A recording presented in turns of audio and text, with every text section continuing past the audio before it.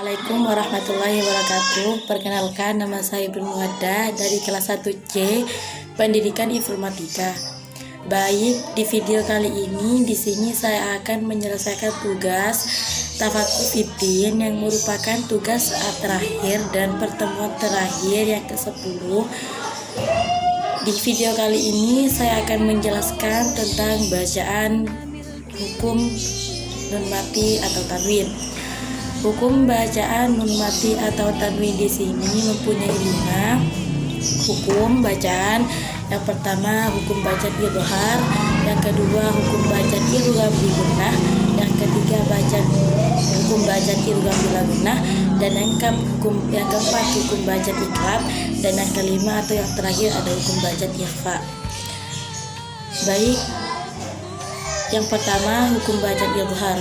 Hukum bacaan idhar di sini merupakan hukum bacaan yang diterapkan jika ada nun mati atau tanwin bertemu dengan salah satu huruf yang idhar, yaitu hamzah, ha, kha, ain, ghin. Ada 6 huruf. Jika nun mati atau tanwin bertemu dengan salah satu huruf yang 6, maka itu disebut idhar. Cara membacanya yaitu diperjelas. Contohnya, man amanah, nun mati bertemu dengan hamzah. Selanjutnya hukum bacaan idgham bi gunnah. Idgham bi gunnah di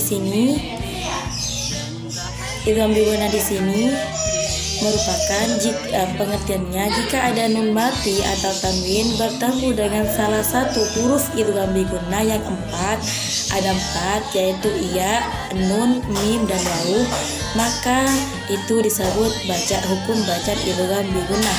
Cara membacanya idgham bi gunnah didengungkan. Contohnya, mayyaqulu, nun mati bertemu dengan iya, didengungkan dan dimasukkan mayyaqulu. Dan yang ketiga ada hukum bacaan idgham bila gunnah. Idgham bila gunnah di sini cara membacanya beda dengan idgham bi gunnah. Idgham bila gunnah tanpa didengungkan. Pengertiannya, jika ada nun mati atau tanwin bertemu dengan salah satu huruf idgham bila gunnah. Huruf idgham bila gunnah itu ada 2.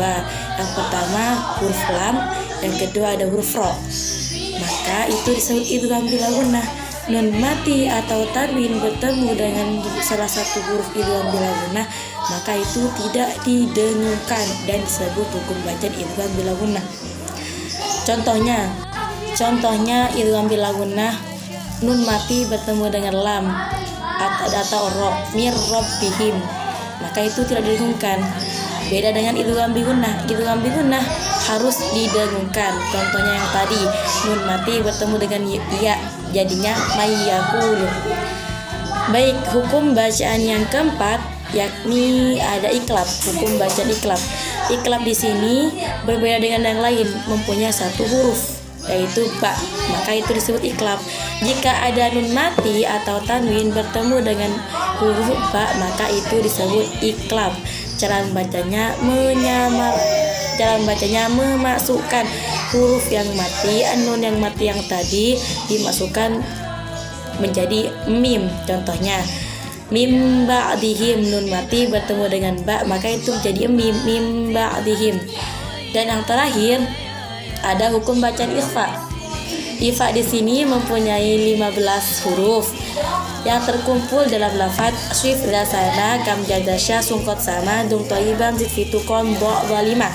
Jika ada nun mati atau tanwin bertemu dengan salah satu huruf ikhfa itu yang 15, maka itu disebut ikhfa. Cara membacanya menyamarkan. Contohnya, min qablihim, nun mati bertemu dengan qaf, termasuk ikhfa. Sekian dari saya, kurang lebihnya mohon maaf. Akhiran, wassalamualaikum warahmatullahi wabarakatuh.